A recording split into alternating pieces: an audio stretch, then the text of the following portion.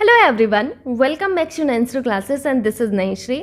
आज के इस लेक्चर में मैं यूपी पीईटी एग्जाम के लिए एंशिएंट हिस्ट्री में मौर्य काल को कंप्लीट कराने वाली हूँ। आज यहाँ पर मैं मौर्य काल के बारे में विस्तृत रूप से चर्चा करने वाली हूँ। आप सभी से मेरी रिक्वेस्ट होती है कि आप लोग पेन और कॉपी साथ में लेकर बैठा करिए ताकि जो चीज़ें आपको यहाँ पर नोट कराई जा रही हैं वो आप नोट कर सकें। यहाँ पर एक ये जो कमेंट है आप उस कमेंट को देख सकते हैं जिसमें बताया गया है कि मैम जो आप पढ़ा रहे हो उससे मेरे सारे क्वेश्चंस बन जा रहे हैं। थैंक यू सो मच मेरे ऐसे स्टूडेंट्स के लिए जो अपना यहाँ पर रिजल्ट भी शेयर कर रहे हैं। आपसे भी मेरी रिक्वेस्ट है कि आप लोग प्रैक्टिस ज़रूर से करिए। इसके लिए मैंने आपको बताया था कि आप ये किरण इंस्टीट्यूट का प्रैक्टिस वर्कबुक ले सकते हैं। इस प्रैक्टिस वर्कबुक में आपको टोटल 27 सेट्स मिलते हैं जो कि आपके यूपी पीईटी एग्ज़ाम की लेटेस्ट पैटर्न पर आधारित हैं। साथ ही साथ इनकी सबसे अच्छी बात यह है कि इसमें जो क्वेश्चंस हैं, आपको मैंने क्वेश्चंस भी दिखाए थे, क्वेश्चंस बहुत अच्छे दिए गए हैं। क्वेश्चंस बिल्कुल वैसे ही है जैसा यूपी में क्वेश्चन आपसे पूछा जाता है। अपार्ट फ्रॉम दिस इनके जो प्रीवियस ईयर क्वेश्चन पेपर हैं वो भी आपको लगाने हैं। देखिए, सॉल्व पेपर ही आपका प्रीवियस ईयर क्वेश्चन पेपर है। बहुत लोगों को कन्फ्यूज़न है, तो मैं आपको बता दूं, जो सॉल्व पेपर है आपका सॉल्व पेपर, ये सॉल्व पेपर ही आपका प्रीवियस ईयर क्वेश्चन पेपर है, ठीक है, जिसमें आपको 8,500 से भी ज़्यादा क्वेश्चंस मिलेंगे। अब ये सिर्फ आपको पीईटी एग्ज़ाम में ही हेल्प नहीं करेंगे, ये आपको अदर कॉम्पिटिटिव एग्ज़ाम में भी हेल्प करेंगे। तो आप यहाँ पर इन दोनों बुक्स को ले सकते हैं, ठीक है। बहुत सारे लोगों को डाउट था अभी तक कि जो सॉल्व पेपर है क्या मैम वही प्रीवियस ईयर क्वेश्चन पेपर है। हाँ, ये वही आपका है, ठीक है। तो ले लीजिएगा। अब इन दोनों बुक्स को आप अपने पास के स्टोर से जाकर ले सकते हैं या फिर ऑनलाइन स्टोर से भी ले सकते हैं। उसके बाद आप लोगों को पता है कि कॉम्पिटिटिव एग्ज़ाम के लिए एनसीईआरटी आपका कितना बड़ा रोल प्ले करती है। इसी को देखते हुए किरण इंस्टीट्यूट का ये जो सामान्य अध्ययन का बुक है ये आपका बनाया गया है। आप इस सामान्य अध्ययन की बुक को भी ले सकते हैं, इसमें काफ़ी अच्छा कंटेंट दिया गया है, आप देख सकते हैं। आइए हम मूव करते हैं आज के इस लेक्चर की तरफ जिसमें हम मौर्य काल के बारे में पढ़ने वाले हैं। यहाँ पर देखिए, हम यहाँ पर मौर्य काल के बारे में क्या क्या पढ़ने वाले हैं आप देख सकते हैं। ये सारे वो पॉइंट्स हैं जो कभी ना कभी क्वेश्चन के फॉर्म में किसी ना किसी एग्ज़ाम में आपसे पूछे गए हैं, लेकिन मैंने इनको वन लाइनर के फॉर्म में रखा हुआ है, ठीक है। सो इस तरीके से आपको ये सारी चीज़ें यहाँ पर आज पढ़नी है। हम सबसे पहले बात करते हैं यहाँ पर नोट्स बनाने वाली बात की, ठीक है। हम यहाँ पर पहले नोट्स बनाते हैं, उसके बाद हम पॉइंट्स पर मूव करते हैं। मौर्य वंश में हमें सबसे पहले बात करनी है किसकी? चंद्रगुप्त मौर्य की, ठीक है। आपका जो सिलेबस है यूपी पीईटी एग्ज़ाम का, उसमें मेंशन किया गया है अशोक के बारे में, यानी कि आपको सबसे ज़्यादा जो फोकस करना है वो अशोक पर करना है। किस पर? अशोक पर करना है, ठीक है। तो यहाँ पर हेडिंग करिएगा आप लोग मौर्य वंश। देखिए, मौर्य वंश से क्वेश्चन आपका बनता है, आप लोगों को ध्यान से इस लेक्चर को देखना है पूरा, ठीक। तो मौर्य वंश में सबसे पहले हम जानने वाले हैं किसके बारे में? चंद्रगुप्त मौर्य के बारे में। चंद्रगुप्त मौर्य। इस तरीके से आपको अपनी कॉपी में हेडिंग कर लेनी है। अगर मैं बात करूं आपके चंद्रगुप्त मौर्य की, तो आपको एक चीज़ याद रखनी है कि चंद्रगुप्त मौर्य ही आपके मौर्य वंश के संस्थापक हैं। कौन है मौर्य वंश के संस्थापक? अगर पूछे जाएं तो चंद्रगुप्त मौर्य ही हैं। अगर मैं बात करूं चंद्रगुप्त मौर्य की, तो याद रखिएगा कि चंद्रगुप्त मौर्य का जो आपका बेसिकली टाइम रहा है वो कब से कब तक रहा है। तो इनका टाइम आप याद रख पाएँ तो अच्छी बात है, अदरवाइज़ कोई ज़रूरत नहीं है। आपको अशोक का टाइम जरूर याद रखना है, ठीक है। तो 298 से लेके आपका 298 से आपका 271 ईसा पूर्व, ठीक है, ईसा पूर्व इनका टाइम रहा, ठीक है। याद रखेंगे इतनी चीज़ों को। जो आपके चंद्रगुप्त मौर्य हैं, ध्यान से समझिएगा, जो चंद्रगुप्त मौर्य हैं इन्होंने बेसिकली घनानंद की हत्या की थी। किसकी? घनानंद की हत्या की थी। तो इसमें पहला पॉइंट आपको यही नोट करना है, घनानंद की हत्या करने के बाद, घनानंद की हत्या करने के बाद इन्होंने मौर्य वंश की स्थापना की। इन्होंने मौर्य वंश की स्थापना की थी, ठीक है। दूसरा पॉइंट यहाँ पर आपको नोट करना है चंद्रगुप्त मौर्य के बारे में कि इन्होंने कौन कौन सी उपाधियाँ धारण करके रखी थी। आपको यहाँ पर मैं बता दूँ कि चाहे वो आपका पीसीएस एग्ज़ाम हो, चाहे आपका एसएससी एग्ज़ाम हो, चाहे आपका यूपी का कोई सा भी एग्ज़ाम हो, किसी भी सम्राट की उपाधियाँ बहुत बड़ा रोल प्ले करती हैं। तो आपको इनकी उपाधियाँ जरूर से याद रखनी है कि इन्होंने कौन कौन सी उपाधि धारण करके रखी थी, ठीक है। तो सेंड्रोकोटस, एंड्रोकोटस, जो आपकी सेंड्रोकोटस उपाधि है वो इनको विलियम जोन्स के द्वारा दी गई थी। पूछा जाता है एग्जाम में, सेंड्रोकोटस की जो उपाधि है वो इनको किसके द्वारा दी गई थी, तो विलियम जोन्स के द्वारा। साथ ही साथ इनको मुक्तिदाता भी कहा गया है। क्या? मुक्तिदाता। तो नोट कर लेना है आपको, इनको उपाधि जो दी गई थी इसमें सबसे पहला मुक्तिदाता, दूसरा आपको यहाँ पर नोट करना है सेंड्रोकोटस। क्या? सेंड्रो, ठीक है, सेंड्रोकोटस, ठीक है, सेंड्रोकोटस। तीसरा यहाँ पर आपको नोट करना है एंड्रोकोटस। क्या? एंड्रोकोटस, ठीक, एंड्रोकोटस।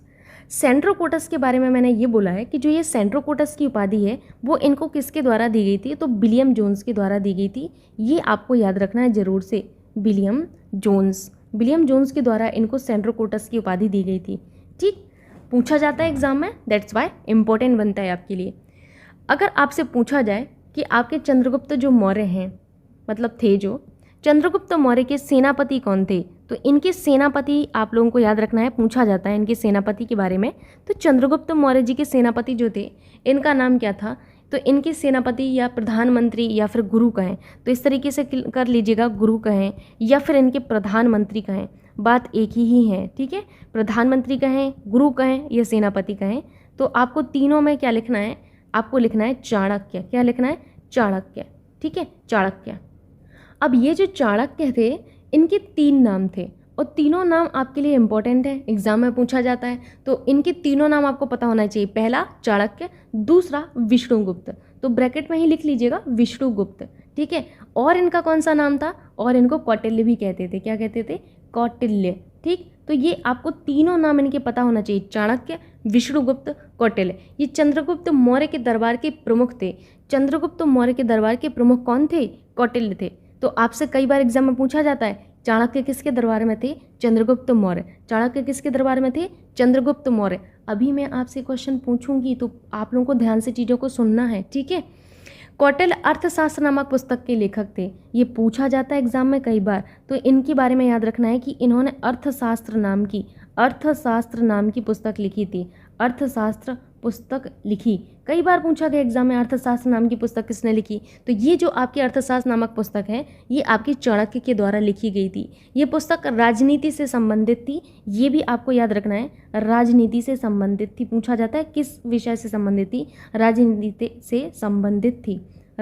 से संबंधित थी। ठीक है, याद रखेंगे आप लोग इस चीज़ को।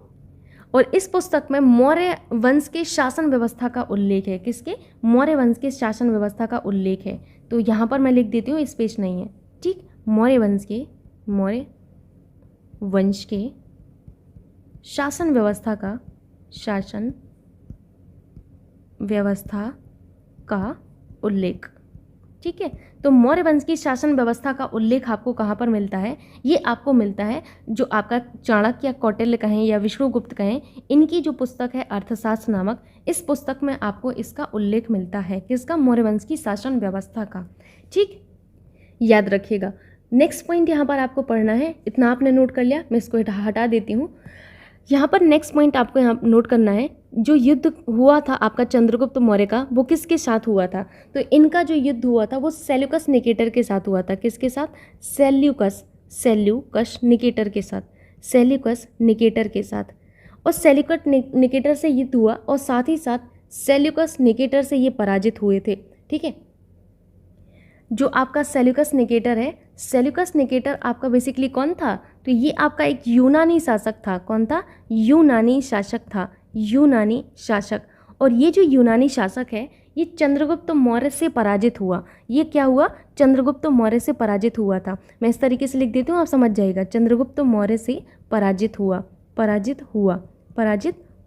देखिए इतना क्यों बताया जा रहा है, एग्जाम में एक बार पूछा गया ये यूपीपीसीएस प्री में कि वह यूनानी शासक जिसको चंद्रगुप्त मौर्य ने पराजित किया वह कहाँ से शासन कर रहा था? आपको पता है ये कहाँ से शासन कर रहा था? ये सीरिया से शासन कर रहा था।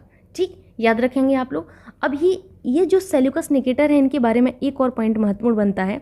यही सेल्यूकस निकेटर हैं जिन्होंने मेगास्थनीज जो राजदूत है इसको भेजा था। किसको? मेगास्थनीज राजदूत को भेजा था। तो याद रखिएगा कि जो मेगास्थनीज है, मेगास्थनीज राजदूत को इन्हीं ने, मतलब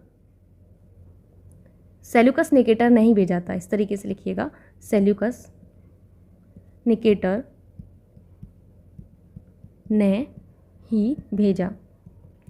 आप सभी को पता है मेगास्थनीज की एक जो पुस्तक है जो बहुत ही ज़्यादा प्रचलित है और यहाँ से क्वेश्चन बनता है। इनकी पुस्तक का नाम है इंडिका। क्या है? इनकी पुस्तक का नाम है इंडिका। ठीक है, ये पूछा जाता है आपसे कि जो मेगास्थनीज है ये कहाँ का था, तो ग्रीस निवासी था। कहाँ का था? ग्रीस निवासी था, याद रखिएगा। तो यहाँ पर ये क्लियर हुआ युद्ध के बारे में कि जो युद्ध हुआ था चंद्रगुप्त मौर्य का वो किसके साथ हुआ था? सेल्यूकस निकेटर के साथ हुआ था। और सेल्यूकस निकेटर जो है ये पराजित हुए थे चंद्रगुप्त मौर्य से। सेल्यूकस निकेटर एक यूनानी शासक था और इसी ने जो है मेगास्थनीज राजदूत को भेजा था और इनकी जो पुस्तक है वो इंडिका है। क्लियर हुआ इतनी चीज़ें आप लोगों को? ठीक। सो आपको चंद्रगुप्त मौर्य के बारे में बस इतना ही जानना था। अब यहाँ पर मेरा क्वेश्चन है आपसे चाणक्य का अन्य नाम था। ये यूपी एपीओ 2002 में क्वेश्चन पूछा गया है। यूपी एपीओ 2002 में क्वेश्चन ये है आपसे कि चाणक्य जो है, चाणक्य का अन्य नाम था। चाणक्य का अन्य नाम क्या था? जल्दी से बताइए आप लोग, अन्य नाम क्या था? तो चाणक्य का जो अन्य नाम था, याद रखिएगा, विष्णुदत्त था। क्या था? विष्णुदत्त या विष्णुगुप्त कहें। ठीक, तो इस चीज़ को आपको याद रखना है, विष्णुगुप्त, विष्णुगुप्त याद रखिएगा। ठीक, मूव कर सकते हैं अभी आगे हमें किसके बारे में जानना है? देखिए, चंद्रगुप्त मौर्य, फिर उसके बाद बिंदुसार, उसके बाद अशोक एंड देन लास्ट आपको किसके बारे में पढ़ना है? बृहद्रथ के बारे में। सो यहाँ पर आपको हेडिंग करनी है नेक्स्ट बिंदुसार। क्या हेडिंग करनी है आपको? बिंदुसार। बिंदुसार। बिंदुसार का वास्तविक नाम याद रखिएगा। बिंदुसार का जो वास्तविक नाम है वो क्या है? तो सबसे पहला पॉइंट आपको यही नोट करना है, वास्तविक नाम। वास्तविक नाम। बिंदुसार का जो वास्तविक नाम था वो था सिंहसेन। क्या था? सिंहसेन इनका वास्तविक नाम था। ठीक है, दूसरा पॉइंट आपको यहाँ पर नोट करना है बिंदुसार के बारे में कि इन्होंने कौन सी उपाधि धारण करके रखी थी। आप सभी को मैं ऑलरेडी बता चुकी हूँ, उपाधि से क्वेश्चन बनता है। उपाधि में याद रखिएगा अमित्रघात। क्या? अमित्रघात और सिंहसेन। सिंहसेन उपाधि भी इन्होंने धारण करके रखी थी और कौन सी? अमित्रघात। अमित्रघात, सिंहसेन एंड अमित्रघात। अमित्रघात की बात करें तो इसका मतलब होता है शत्रुओं का नाश करने वाला। शत्रुओं का नाश करने वाला। शत्रुओं का नाश करने वाला। शत्रुओं का जो नाश करने वाला है इसको अमित्रघात बोला जाता है। क्या बोला जाता है? अमित्रघात। तो सिंहसेन एंड अमित्रघात नाम की जो उपाधि है ये बिंदुसार ने आपकी जो है धारण कर रखी थी। किसने? बिंदुसार ने आपकी धारण करके रखी हुई थी। नेक्स्ट पॉइंट यहाँ पर आपको नोट करना है। नेक्स्ट पॉइंट में आपको जानना है इनकी माता का नाम क्या था। तो इनकी माता का जो नाम था वो दुर्धरा था। क्या था? दुर्धरा। याद रखिएगा, दुर्धरा। ठीक, ये घनानंद की बहन थी। किसकी बहन थी? ये घनानंद की बहन थी और इन्हीं घनानंद की हत्या की थी चंद्रगुप्त मौर्य ने। तो इनकी हत्या करके मौर्य वंश की स्थापना चंद्रगुप्त मौर्य ने की थी और इन्हीं घनानंद की बहन जो है, घनानंद की बहन जो है कौन थी? ये आपकी माता थी बिंदुसार की। ठीक, अगर मैं राजदूत की बात करूं तो राजदूत यहाँ पर आपको सब हेडिंग करनी है, राजदूत।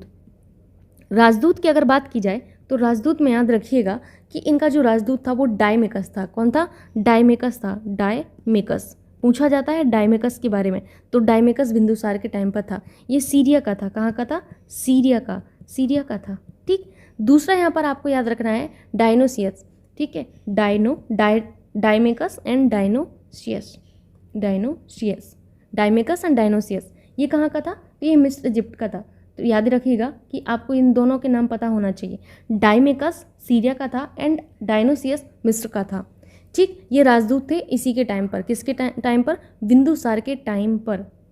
एक क्वेश्चन ये पूछा जाता है कि बिंदुसार जो है आपका बेसिकली किस संप्रदाय का अनुयायी था। तो नेक्स्ट पॉइंट आपको नोट करना है कि जो बिंदुसार है, बिंदुसार आजीवक संप्रदाय का अनुयायी था।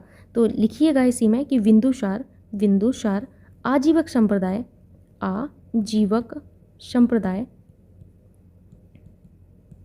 का अनुयायी था। ठीक, बिंदुसार के बारे में आपको बस इतना ही जानना था कि बिंदुसार का वास्तविक नाम क्या है। तो बिंदुसार का जो वास्तविक नाम है वो क्या है? बिंदुसार का वास्तविक नाम है सिंहसेन। उपाधि कौन सी धारण करके रखी थी? सिंहसेन, अमित्रघात। अमित्रघात का मतलब होता है शत्रुओं की नाश करने वाला। इनकी माता का नाम दुर्धरा जो कि घनानंद की बहन थी। राजदूत कौन थे? डायमेका सीरिया का था और डायनोसियस मिस्र का था। बिंदुसार आजीवक जो संप्रदाय था इसका अनुयायी था। ठीक, सो आपने किसको पढ़ लिया? बिंदुसार को। सबसे पहले आपने पढ़ा चंद्रगुप्त मौर्य को। किसको? चंद्रगुप्त मौर्य को। चंद्रगुप्त मौर्य जिन्होंने मौर्य वंश की स्थापना की। दूसरा आपने किसके बारे में पढ़ा? दूसरा आपने पढ़ा किसके बारे में? बिंदुसार के बारे में। बिंदुसार। तीसरा आपको पढ़ना है किसके बारे में? अशोक के बारे में। एक क्रम याद रखिएगा, पूछा जाता है इसलिए मैं बता रही हूँ। चौथा आपको याद रखना है बृहद्रथ के बारे में। किसके बारे में? बृहद्रथ के बारे में। बृहद्रथ। ठीक, ये सीक्वेंस एग्जाम में पूछा गया है, याद रखिएगा। सबसे पहले Chandragupta Maurya, then Bindusara, then Ashoka, then Brihadratha. ठीक, अब हमें किसको पढ़ना है? हम चंद्रगुप्त मौर्य को पढ़ चुके हैं, बिंदुसार को पढ़ चुके हैं। अब हमें अशोक के बारे में पढ़ना है, तो अपनी कॉपी में हेडिंग करिएगा अशोक। ठीक, अशोक के बारे में आपको विस्तृत रूप से जानना पड़ेगा क्योंकि अशोक जो है आपके जो सिलेबस हैं इसमें मेंशन किए गए हैं। तो अशोक के बारे में आपको क्या करना है? बहुत अच्छे से जान लेना है। अगर मैं अशोक की बात करूं तो याद रखिएगा कि अशोक जो है राज्यपाल था। कहाँ का राज्यपाल था? तो अशोक कहाँ का राज्यपाल था? सबसे पहला आपको यहाँ पर नोट करना है, अशोक जो राज्यपाल था वो अवंती और तक्षशिला का था। कहाँ का था? अवंती और तक्षशिला का ये राज्यपाल था। अवंती एंड तक्षशिला का राज्यपाल था। दूसरा पॉइंट यहाँ पर नोट करना है आपको, इन्होंने जो उपाधियाँ धारण कर रखी थी वो। अगर मैं अशोक की बात करूं तो अशोक के द्वारा देवनाम प्रिय, प्रियदर्शी की उपाधि धारण करके रखी गई थी। किसकी? देवनाम प्रिय, देवनाम प्रिय, देवनाम प्रिय। और दूसरी उपाधि कौन सी धारण कर रखी थी? देवनाम प्रियदर्शी। ठीक है, देवनाम प्रियदर्शी, देवनाम प्रियदर्शी, ये उपाधियां इन्होंने धारण करके रखी थी। अब देखिए ध्यान से समझिएगा, जो सम्राट अशोक हैं ये मौर्य शासक बिंदुसार का पुत्र था। किसका पुत्र था? तो ये मौर्य शासक जो बिंदुसार हैं इनका पुत्र था। तो बिंदुसार का पुत्र था, ये तो पता होना चाहिए आपको, बिंदुसार का पुत्र था। तो सम्राट अशोक किसका पुत्र था? बिंदुसार का पुत्र था। और ये दक्षिण भारत से प्राप्त जो मास्की और गुर्जरा अभिलेख हैं इसमें इसका नाम अशोक तथा पुराणों में अशोक वर्धन मिलता है। मैंने क्या कहा? मैंने कहा कि जो अशोक का नाम है वो गुर्जरा एंड आपका जो मास्की अभिलेख है गुर्जरा और मास्की अभिलेख, गुर्जरा एंड मास्की अभिलेख, गुर्जरा और मास्की अभिलेख में ये जो आपका अशोक है इसका नाम अशोक और पुराणों में अशोक वर्धन मिलता है। तो पुराणों में इसका नाम क्या है? पुराणों में इसका नाम है आपका अशोक वर्धन, अशोक वर्धन, अशोक वर्धन। याद रखिएगा, पुराणों में इसका नाम अशोक वर्धन है। वहीं पर गुर्जरा और मास्की अभिलेख जो हैं इसमें इसका नाम क्या है? इसमें इसका नाम अशोक ही है। तो कहाँ से पता चलता है अशोक के नाम के बारे में? गुर्जरा और मास्की अभिलेख से। याद रखेंगे। अभिलेखों में अशोक को देवनाम प्रिय और देवनाम प्रियदर्शी की जो उपाधियां हैं इनसे विभूषित किया गया है। इस चीज़ को भी आपको याद रखना है। ठीक, अगर आपसे पूछा जाए कि जो अशोक है ये मगध के सिंहासन पर कब बैठा था, पूछा जा सकता है आपसे, बिल्कुल पूछा जा सकता है। तो मौर्य सम्राट अशोक जो है, नोट करिएगा, मौर्य सम्राट अशोक, मौर्य सम्राट अशोक 273, कब? 273 ईसा पूर्व, 273 ईसा पूर्व में, ईसा पूर्व के लगभग आपका मगध सिंहासन पर, मगध के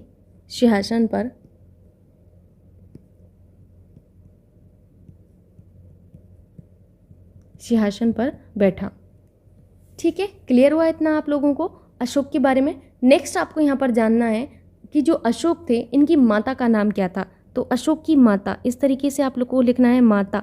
अगर मैं माता की बात करूं तो अशोक की माता का नाम क्या था? इनकी माँ का नाम था शुभदाग्री। क्या था? शुभदाग्री। याद रखिएगा, इनकी माता क्या नाम था? शुभदाग्री। ठीक, अगर मैं बात करूं ये शुभदाग्री की तो ये अंग महाजनपद की राजधानी चंपा की ब्राह्मण कन्या थी। अंग जनपद, अंग जो आपका महाजनपद था, महाजनपद, जो 16 महाजनपद थे, इन 16 महाजनपदों में से अंग भी आपका एक महाजनपद था। इसकी जो राजधानी थी, इनकी राजधानी चंपा की ब्राह्मण कन्या थी ये। ठीक, याद रखेंगे आप लोग इतनी चीज़ें। अगर मैं बात करूँ अशोक की पत्नी की तो इनकी एक पत्नी नहीं थी, इनकी पत्नियां थीं कई सारी।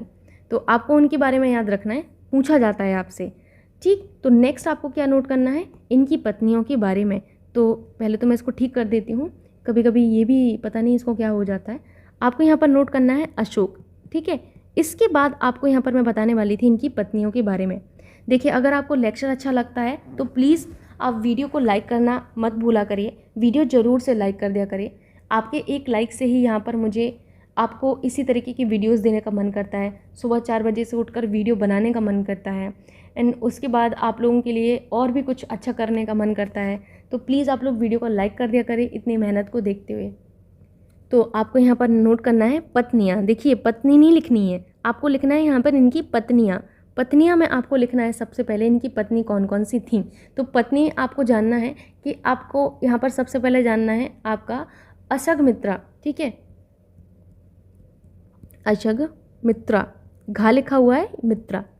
ये जो अशगमित्रा हैं ये बेसिकली निसंतान थी, ठीक है। बेसिकली क्वेश्चन ये बनता है आपका कि जो तीवर पुत्र हैं वो किनसे पैदा हुए या फिर कुणाल किससे पैदा हुए। इसी वजह से ये आपको बताया जा रहा है इनकी पत्नियों के बारे में।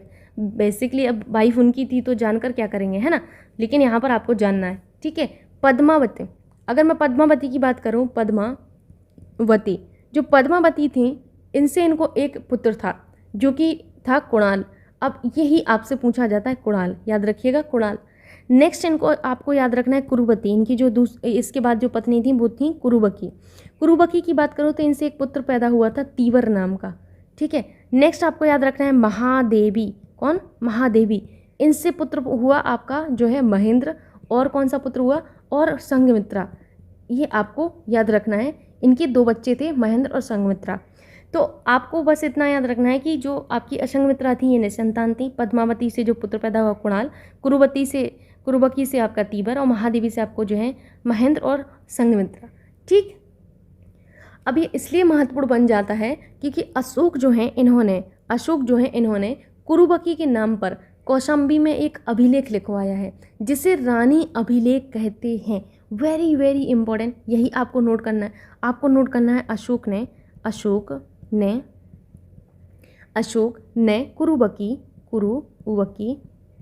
कुरुबकी के नाम पर कौशाम्बी में अभिलेख लिखवाया है, ठीक है। अभिलेख लिखवाया है, ठीक है, जिसे रानी अभिलेख कहते हैं। क्या कहते हैं? रानी अभिलेख, जिसे रानी अभिलेख कहते हैं।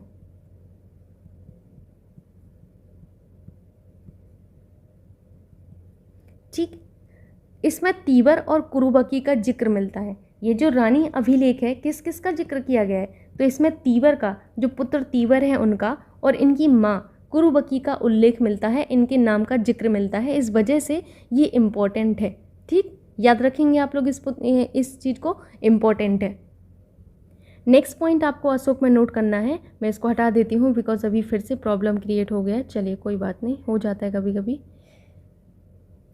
नेक्स्ट पॉइंट आपको अशोक में क्या नोट करना है? नेक्स्ट पॉइंट नोट करिएगा अशोक के बारे में कि 261 ईसा पूर्व में, कब? 261 ईसा पूर्व में हाथियों के लिए कलिंग पर आक्रमण करके वहाँ के जो शासक नंदराज थे इनको पराजित किया। किसने? अशोक ने।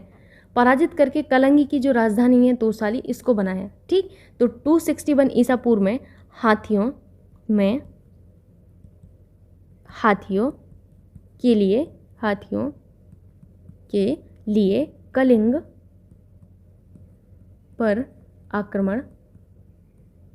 कलिंग पर आक्रमण करके वहाँ के शासक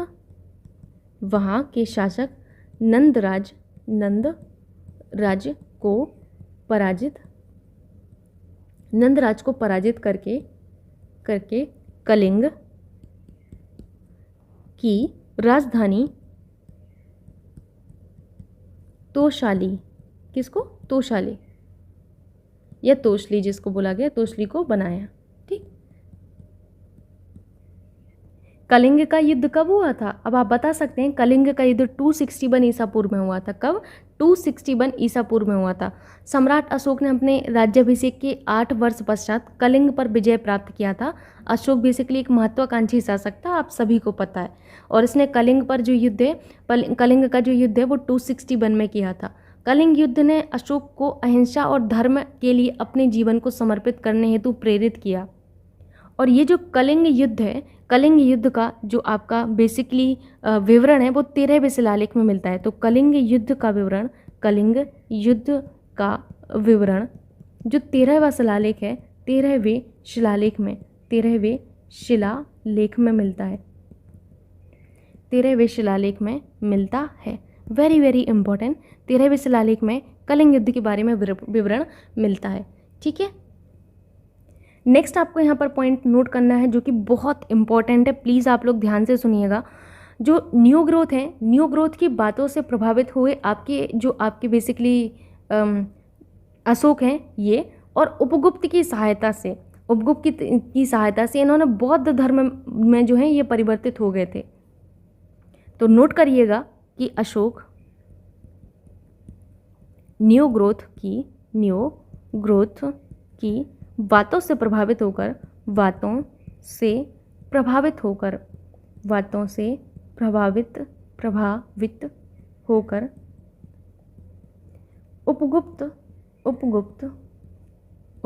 उपगुप्त की सहायता से बौद्ध धर्म में परिवर्तित हो गया। ठीक,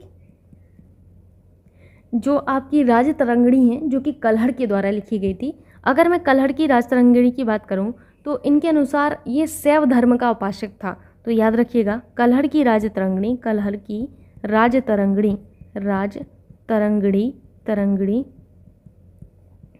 के अनुसार, कलहड़ की राजतरंगिणी के अनुसार यह पहले शैव धर्म का, किसका? शैव धर्म का उपासक था। ठीक, इंपॉर्टेंट है, नोट करिएगा इस चीज़ को। मूव कर सकते हैं अभी हम नेक्स्ट जो आपके शासक हैं उनकी तरफ, बृहद्रथ के बारे में। आइए जानते हैं बृहद्रथ के बारे में। बृहद्रथ, ठीक है। बृहद्रथ की अगर मैं बात करूं तो बस इतना ही जानना है बृहद्रथ के बारे में कि बृहद्रथ मौर्य वंश का अंतिम शासक था। तो मौर्य वंश का अंतिम शासक कौन था? मौर्य वंश का अंतिम कहें या आखिरी कहें, अंतिम शासक था आपका कौन? अंतिम शासक था बृहद्रथ। ठीक है, इतना नोट कर लिया आप लोगों ने। अब हमें जो सबसे इम्पॉर्टेंट चीज़ है जो कि मौर्य वंश में थी, जो कि देखिए बेसिकली आप सभी को पता है कि शिलालेख का जो जनक है वो किसको माना जाता है? अशोक को माना जाता है। हमें यहाँ पर बेसिकली किसके बारे में जानना है? अब हमें जानना है लेख के बारे में। किसके बारे में? लेख, जिसमें आपको जानना है शिलालेख, गुहालेख और अभिलेख। इस तरीके से हेडिंग करिएगा एंड आपको इस तरीके से यहाँ पर डिवाइड करना है। सबसे पहला यहाँ पर आपको जानना है किसके बारे में? शिलालेख के बारे में। शिलालेख हेडिंग करिएगा यहाँ पर। एंड दूसरा यहाँ पर नोट करिएगा क्या? गुहालेख। शिलालेख, गुहालेख, शिलालेख, गुहालेख। एंड तीसरा यहाँ पर नोट करिएगा अभिलेख। अभिलेख, ठीक है, अभिलेख। थक गए क्या आप लोग? अभी थकना नहीं है, क्योंकि ऊंची समा भी जल सकती है, ऊंची समा भी जल सकती है, तूफानों से कश्ती भी निकल सकती है। होकर मायूस तो यूं न बदल इरादे, बंदे तेरी किस्मत कभी भी बदल सकती है। तो इतनी जल्दी आप लोगों को थकना नहीं है, अभी और पढ़ना है, अभी बहुत टाइम है। ठीक है, इतना ही लेक्चर अभी बाकी है। अगर मैं बात करूँ शिलालेख की, तो शिलालेख क्या होते हैं?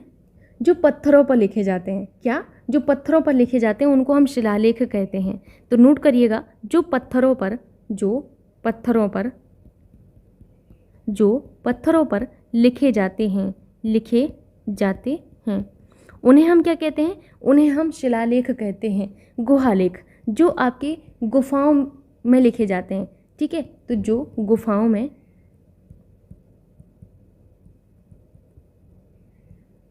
लिखे जाते हैं। ठीक। एंड अभिलेख की बात करूं तो अभिलेख याद करिएगा जो दीवारों, पत्थरों, कागज और ताम्रपत्र पर लिखे जाते हैं। तो जो दीवारों, पत्थरों,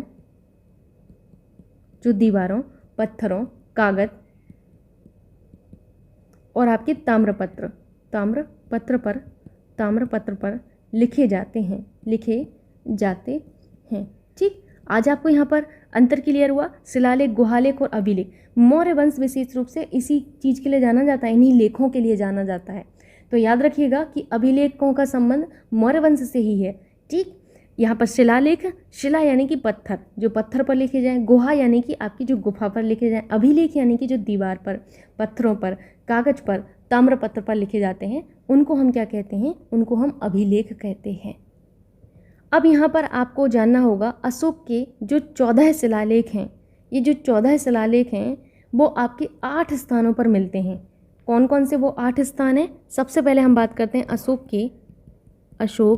के 14 शिलालेख। कितने? 14 शिलालेख हैं। निम्न 8 स्थानों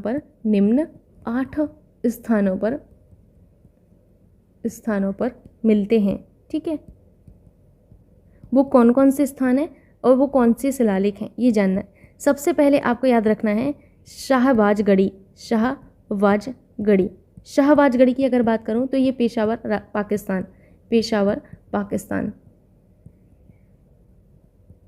पाकिस्तान। ठीक, याद रखेंगे। दूसरा यहाँ पर आपको जानना है मानशेहरा। कौन सा है? मानशेहरा। अगर मैं मानशेहरा की बात करूं तो ये हजारा पाकिस्तान। देखिए, ये महत्वपूर्ण नहीं है कि कहाँ से प्राप्त हुए, ये महत्वपूर्ण है कि इनके कौन से शिलालेख हैं। बस आपको यहाँ पर इसलिए बताया जा रहा है, अभी बाद में पता चलेगा कि क्यों बताया जा रहा है। तीसरा ये आपको याद रखना है येरोगुड़ी। ठीक है, या लिखा हुआ है ये येरोगुड़ी। अगर मैं येरोगुड़ी की बात करूँ तो ये कुरनूल आंध्र प्रदेश। ठीक है, कुरनूल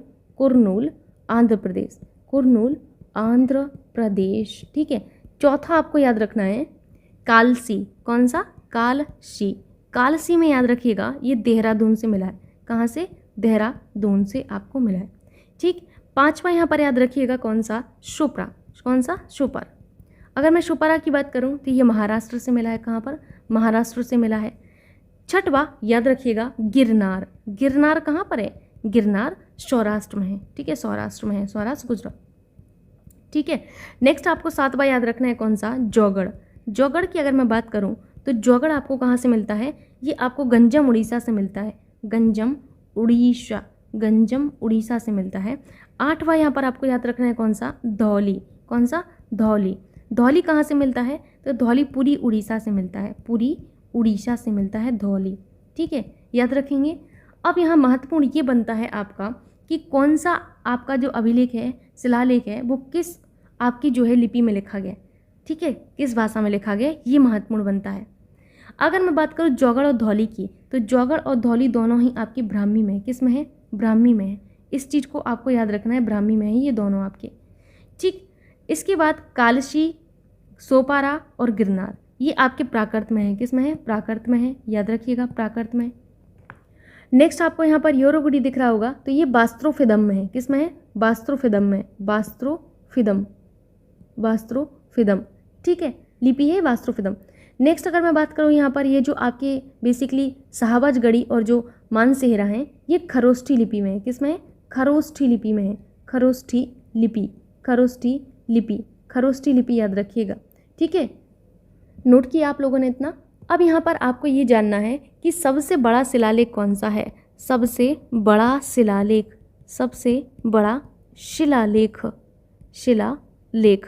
अगर मैं सबसे बड़ा शिलालेख की बात करूं तो शेर ए कान्हा है। कौन सा है? शेर ए कान्हा। कहाँ पर है ये? अफगानिस्तान याद रखिएगा, अफगानिस्तान। ठीक, नेक्स्ट अगर मैं बात करूं सबसे छोटा शिलालेख,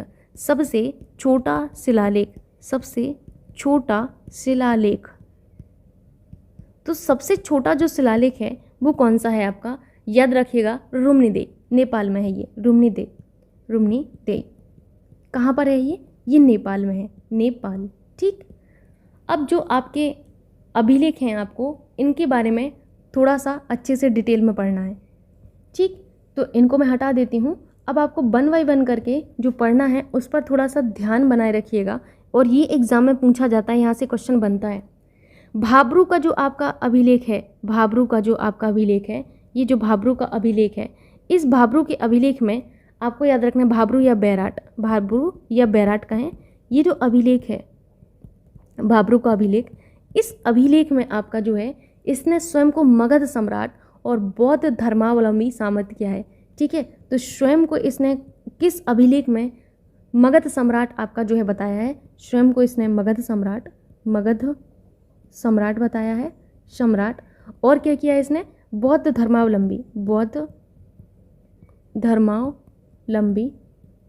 धर्मावलंबी साबित किया है। ठीक, याद रखेंगे। अब हम यहाँ पर बात करते हैं कि अशोक का जो पहला आपका जो फर्स्ट आपका जो शिलालेख है, इसमें बेसिकली किसकी चर्चा की गई है, तो इसमें पशु हत्या निषेध और किसके बारे में बताया गया है, और इसमें बताया गया है कि सभी मेरी संतान है, ये अशोक ने खुद बोला है। तो ये आपको कहाँ पर पता चलता है, पहले में, फर्स्ट में। तो याद रखिएगा कि हमें पहले शिलालेख में जानने को मिलता है किसके बारे में, पशु हत्या निषेध और सभी मेरी संतान हैं, अशोक ने बोला है, इसके बारे में हमें पहले शिलालेख में पता चलता है। तो नोट कर लीजिए, पशु हत्या निषेध, पशु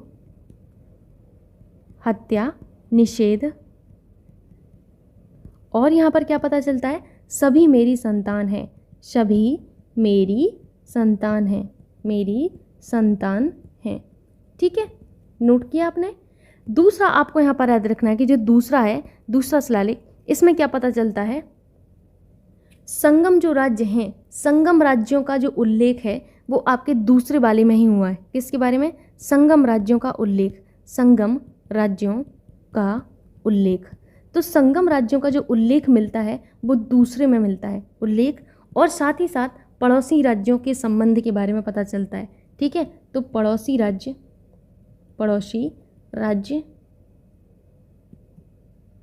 के संबंध। ठीक, नेक्स्ट यहाँ पर मैं बात करने वाली हूँ किसके बारे में, नेक्स्ट आपको याद रखना है जो फिफ्थ था। ठीक है, 5वां जो था, इससे पता चलता है आपका धम्म महापात्र की नियुक्ति के बारे में। किसके बारे में, धम्म महापात्र की नियुक्ति, धम्म महापात्र की नियुक्ति के बारे में पता चलता है। ये 5वां है आपका। ठीक, 7वां याद रखना है कि जो 7वां इनका जो बेसिकली अभिलेख है, इसमें इनकी धार्मिक सहिष्णुता के बारे में पता चलता है। किसके बारे में, धार्मिक सहिष्णुता के बारे में, सहिष्णुता के बारे में पता चलता है, शुद्धता के बारे में पता चलता है। याद रखेंगे इतना आप लोग इस चीज़ के बारे में। नेक्स्ट आपको याद रखना है जो 8वां था, 8वें जो अभिलेख था, इसमें पता चलता है धम्म यात्रा के बारे में। किसके बारे में, धम्म यात्रा के बारे में, धम्म यात्रा के बारे में। अगर मैं बात करूँ धम्म यात्रा की, तो इसकी जो शुरुआत है ये बोध गया से होती है। कहाँ से होती है, तो इसकी शुरुआत, धम्म यात्रा की शुरुआत बोध गया से होती है। आपको याद रखना है बोध गया याद रखेंगे आप लोग। फर्स्ट जो है इससे पशु हत्या निषेध के बारे में और सभी मेरी संतान है ऐसा बोला गया है। पशु हत्या निषेध के बारे में पहले अभिलेख में पता चलता है, और सभी मेरी संतान है ये पहले अभिलेख में ही पता चला है। ठीक है, संगम राज्यों का उल्लेख और पड़ोसी राज्यों के साथ संबंध के बारे में द्वितीय में पता चलता है। 5th में धम्म महापात्र की नियुक्ति। 7th में आपके धार्मिक सहिष्णुता के बारे में, अशोक की जो धार्मिक सहिष्णुता है इसके बारे में पता चलता है। और 8वें में धम्म यात्रा के बारे में आपका पता चलता है, इसकी शुरुआत बोध गया से होती है। ठीक, अब आपको यहाँ पर नोट करना है आपका जो 13 शिलालेख है, 13 जो आपका अभिलेख है इसके बारे में। तो नोट करिएगा यहाँ पर 13वां, जिस तरीके से आपने बाकी के पढ़े हैं इसमें भी आपको जानना है कि जो 13वां शिलालेख था, ठीक है, 13वां शिलालेख था। अगर मैंने कहीं पर अभिलेख बोला तो उसको करेक्ट कर लीजिएगा, आई एम सो सॉरी। ये सभी आपके शिलालेख हैं। ठीक है, जो अभिलेख प्राप्त हुए थे वो तो आप जान चुके हैं, ये शिलालेख हैं सारे। तो जो 13वां शिलालेख है, ये जो 13वां शिलालेख है इसमें कलिंग युद्ध का वर्णन है। किसका, कलिंग युद्ध का वर्णन। कलिंग युद्ध के बारे में कहाँ पर पता चला है, तो कलिंग युद्ध के बारे में हमें 13वें शिलालेख से पता चलता है। ठीक है, और ये जो आपका शिलालेख है, इस शिलालेख में कलिंग युद्ध के अलावा विदेशों के साथ संबंध और आपके जो संगम राज्य हैं, संगम राज्य, इन संगम राज्यों का भी पता चलता है। तो कौन कौन से संगम राज्यों के बारे में पता चलता है, ये आपके लिए इम्पोर्टेंट है। तो याद रखिएगा चौल, पांड्य। ठीक, अगर मैं बात करूं अशोक का नाम, तो अशोक का जो नाम है, ये यहाँ से क्वेश्चन बना है, तो अशोक का जो नाम है, नोट करिएगा, अशोक का नाम मस्की, गुर्जरा, गुर्जरा और नेत्तूर और आपका जो है उरेगुलम। यहाँ से आपके शिलालेखों से पता चलता है, यहाँ के अभिलेखों, यहाँ के जो शिलालेख हैं, इन सभी शिलालेखों में अशोक का नाम मिलता है। इस चीज़ को याद रखिएगा, मास्की, गुर्जरा, नेत्तूर और अरेगुलम, इन सभी शिलालेखों में अशोक का नाम मिलता है। ठीक, याद रखेंगे आप लोग। अब यहाँ पर जो आपको नोट्स बनाने थे वो आपके प्रिपेयर हो चुके हैं। अब यहाँ कुछ और पॉइंट्स यहाँ पर मैं बताने वाली हूँ। कौटिल्य की बात करूँ तो कौटिल्य के अर्थशास्त्र की जो तुलना है वो किससे की गई है, तो नोट करिएगा कि जो कौटिल्य हैं, कौटिल्य के अर्थशास्त्र की तुलना किससे की गई है? इनकी अर्थशास्त्र की जो तुलना है वो आपके मैकियावेली के प्रिंस से की गई है। किससे? मैकियावेली के प्रिंस, मैकियावेली के प्रिंस से आपकी जो है इनकी तुलना की गई है। ठीक, अशोक के जो अभिलेख हैं, अशोक के अभिलेख, इसमें जो रज्जुक नामक अधिकारी है, इसके बारे में बेसिकली वर्णन मिलता है। जो आपका राजस्व और न्याय दोनों क्षेत्रों का जो है अधिकारी जो है होता था। ठीक है, ये जिसे राजस्व और न्याय दोनों क्षेत्रों में अधिकार प्राप्त था वो है रज्जुक। एक क्वेश्चन पूछा जाता है बुद्ध के जन्म के बारे में कहाँ से पता चलता है? तो बुद्ध के जन्म के बारे में याद रखिएगा कि जो रुम्नीदेई स्तंभ है, कौन सा? रुम्नीदेई, वन सेकेंड, रुम्नीदेई स्तंभ लेख से पता चलता है। ठीक है, स्तंभ से पता चलता है किसके बारे में? आपके बुद्ध के जन्म के बारे में। आइए हम जानते हैं जो पॉइंट्स यहाँ पर लिखे गए हैं उन सभी पॉइंट्स को। यहाँ पर देखिए, सबसे पहला आपसे पॉइंट क्या है? सबसे पहला है कि चंद्रगुप्त मौर्य कब पैदा हुआ? तो चंद्रगुप्त मौर्य कब पैदा हुआ था? 340 ईसा पूर्व में।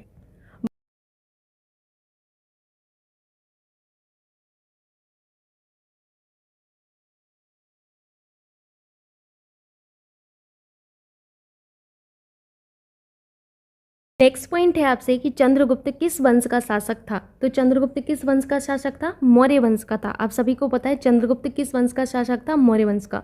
चंद्रगुप्त मौर्य को ही मौर्य वंश का संस्थापक माना जाता है। इसके बाद आपके कौन आते हैं? इसके बाद आते हैं आपके बिंदुसार के बाद अशोक के बाद कौन आता है? अशोक के बाद बृहद्रथ आता है, आप सभी को पता है। नेक्स्ट पॉइंट देखिए, चंद्रगुप्त मौर्य किस धर्म का प्रबल अनुयायी था? तो ये जैन धर्म का था। स्टार मार्क करिएगा, पूछा गया है एग्जाम में, एसएससी एग्जाम में, चंद्रगुप्त मौर्य किस धर्म का प्रबल अनुयायी था? जैन धर्म का अनुयायी था।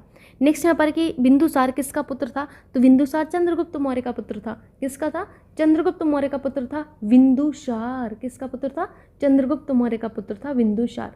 ठीक, नेक्स्ट पॉइंट देखिए, अशोक महान किस वंश के शासक थे? सभी को पता है मौर्य वंश के। आपने मौर्य वंश में सबसे पहले किसको पढ़ा? आपने मौर्य वंश में पढ़ा है सबसे पहले चंद्रगुप्त मौर्य को।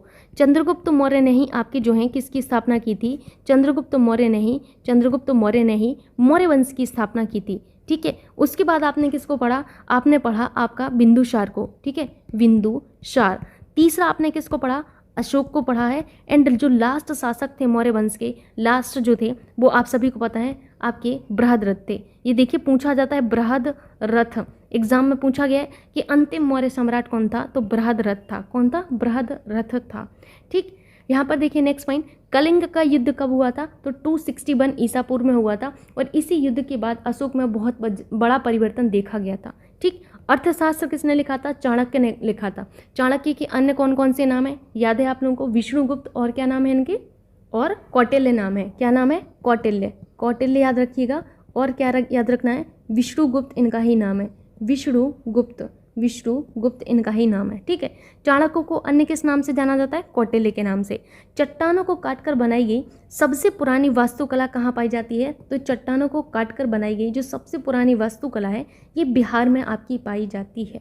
ठीक, नेक्स्ट यहाँ पर देखिए आपसे है कि आपका जो सांची में स्थित बौद्ध स्मारक हैं इनका निर्माण किसने करवाया था? Very very important. सांची में जो बौद्ध स्मारक हैं इन बौद्ध स्मारकों का निर्माण बेसिकली मौर्य राजवंशों ने करवाया था। किसने? मौर्य राजवंश ने करवाया था आपके जो सांची में बौद्ध स्मारक हैं इनका निर्माण। ठीक है, सांची की बौद्ध स्मारक कहाँ स्थित हैं? तो ये मध्य प्रदेश में है। आप ये देख सकते हैं सांची के बौद्ध स्मारक कहाँ पर हैं? मध्य प्रदेश में है।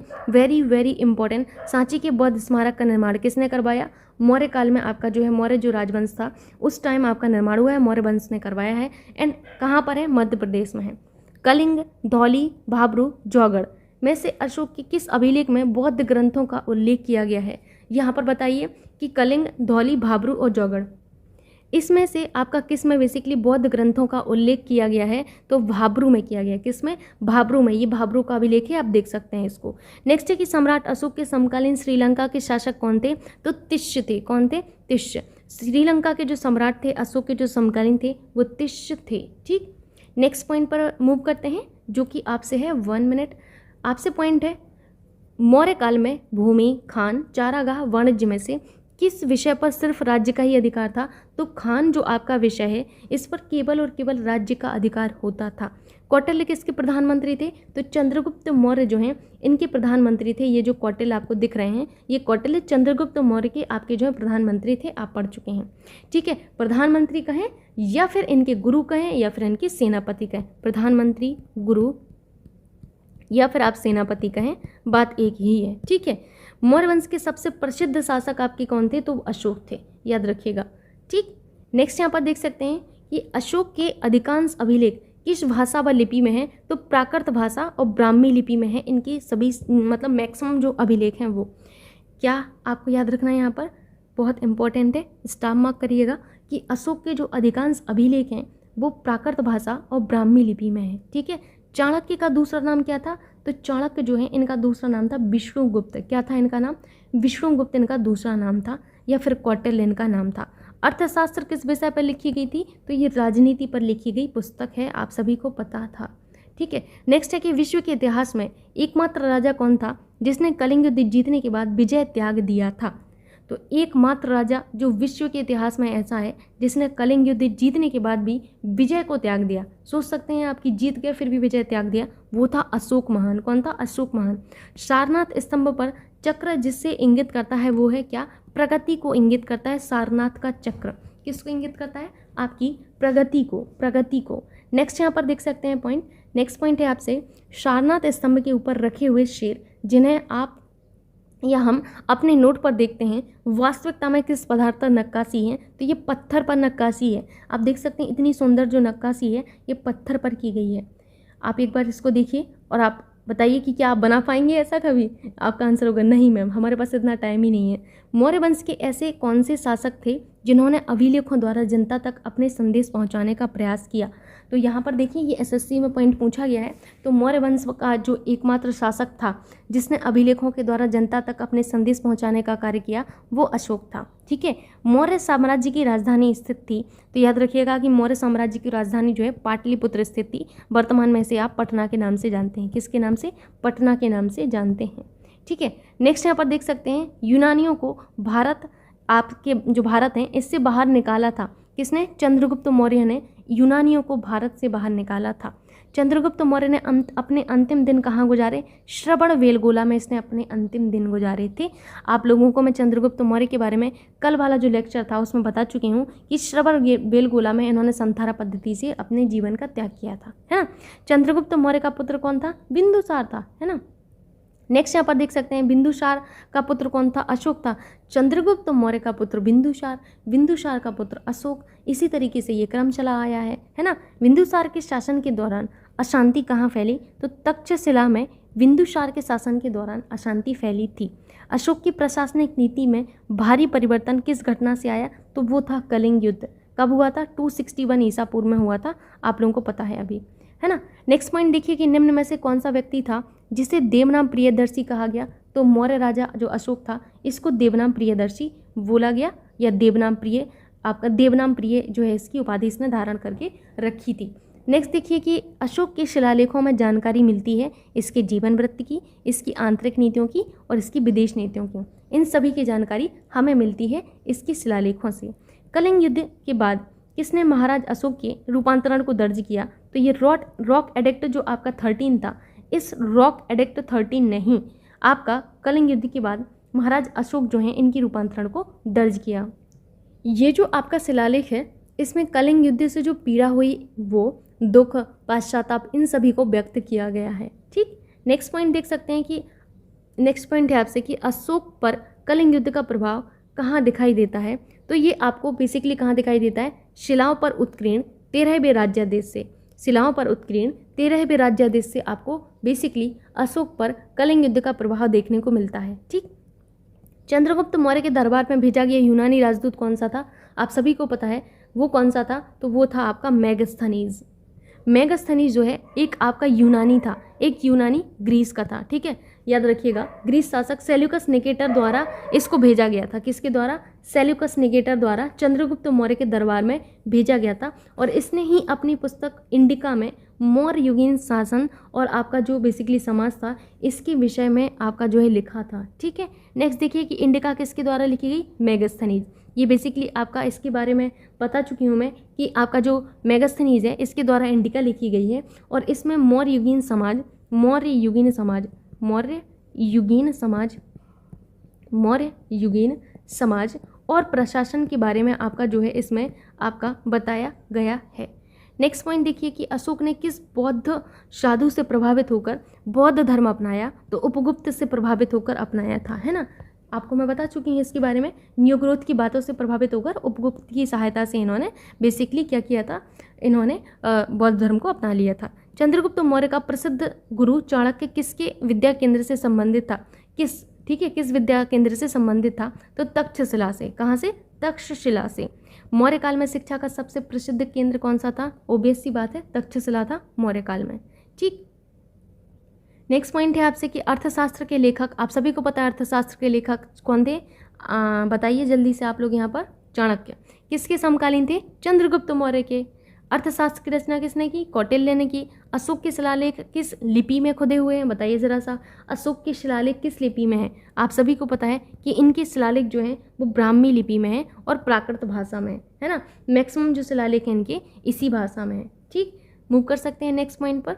नेक्स्ट पॉइंट है किसने और कब पहली बार अशोक के शिलालेखों का अर्थ स्पष्ट किया, तो 1837 में जेम्स प्रिंसेप ने, वेरी वेरी इंपॉर्टेंट, 1837 में जेम्स प्रिंसेप जो थे इन्होंने अशोक जो हैं इनके शिलालेखों का अर्थ स्पष्ट किया था।